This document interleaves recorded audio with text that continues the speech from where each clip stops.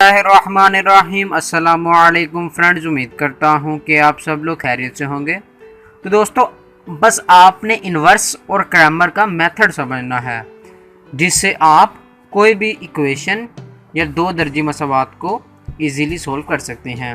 सबसे पहले ये सवाल इस तरह का होता है, इसको हम सबसे पहले मैट्रिक्स फॉर्म में लिख लेते हैं। राइट इन मैट्रिक्स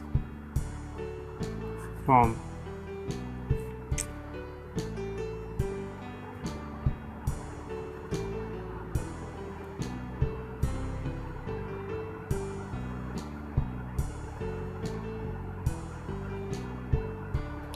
ए की वैल्यू ये होती है, एक्स में बस हमने सिंपली एक्स वाई लिखना होता है।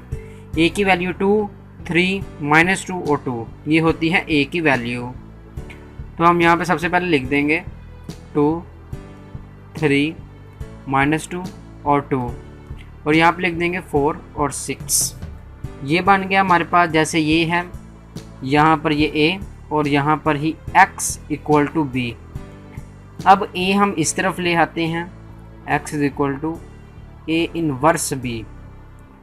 दोस्तों, ये बहुत इंपॉर्टेंट बात है कि कुछ लोग जब a को यहाँ लेकर आते हैं तो वो b के बाद लिख देते हैं, लेकिन ऐसा नहीं है। a को हमने पहले लिखना है और b को बाद में।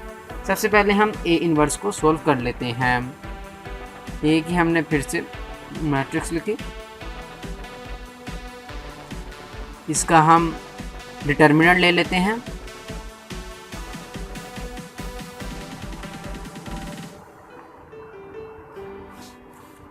डिटर्मिनेंट आपको पता होगा, इसको इससे मल्टीप्लाई करना है और इसको इससे, और बीच में माइनस का साइन। 2 इंटू 2 -3 इंटू -2, 4 -3 2 6, ये -6 हो जाएगा, -6 हो जाएगा। और इसको हम फर्दर सोल्व करें तो ये 10 के इक्वल आएगा। So this is not equal to 0 और this is a non singular matrix. अगर दोस्तों यहाँ पर 0 आ जाए डिटर्मिनेंट में तो सवाल सोल्व नहीं हो सकता, दिस इज इम्पॉसिबल। लेकिन यहाँ 0 नहीं आया, 10 आया, तो इसको हम फर्दर सोल्व कर सकते हैं। उसके बाद हम ले लेते हैं adjoint of A.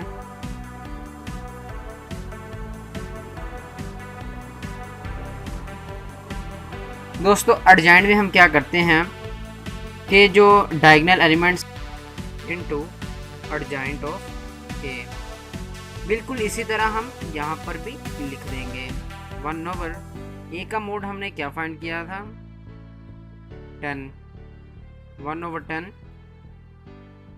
Into adjoint of A, बिल्कुल एज इट इज लिख देंगे, 2 -3 2 2।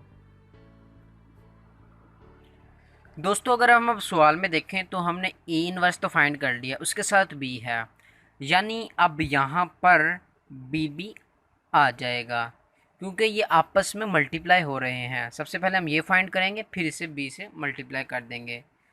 4 और 6 मल्टीप्लाई का आपको मेथड आता है, ये रो और ये कॉलम को आपस में मल्टीप्लाई करेंगे तो ये हमारे पास इस तरह होगा, 2 इंटू 4 प्लस 2 इंटू 6, यहाँ पर होगा -3 इंटू 4 प्लस 2 इंटू 6,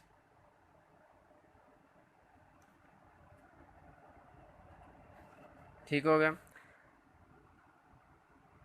4 2 ज़ा 8 प्लस 6 2 ज़ा 12 -12 प्लस 12, आपस में करें प्लस माइनस, तो ये हो जाएगा 20 और ये हो जाएगा 0 इंटू 1/10, यहाँ पे आ जाएगा एक्स वाई, क्योंकि ये एक्स वाई के बराबर हैं।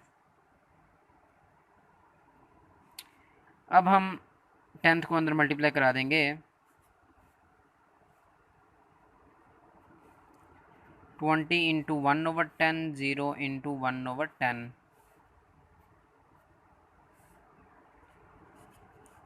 10 2 से कट जाएगा तो जवाब आ जाएगा हमारे पास 2 और इसका आंसर होता है 0। यानी x होगा 2 और y होगा 0। सोल्यूशन सेट लिख लेते हैं। पहले हमेशा x का कोऑर्डिनेट आता है तो x पहले 2 और y 0। ये तो हमारा हो गया inverse method.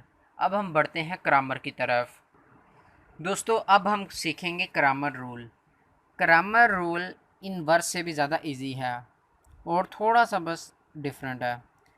As it is लिख लेंगे, राइट इन मैट्रिक्स फॉर्म।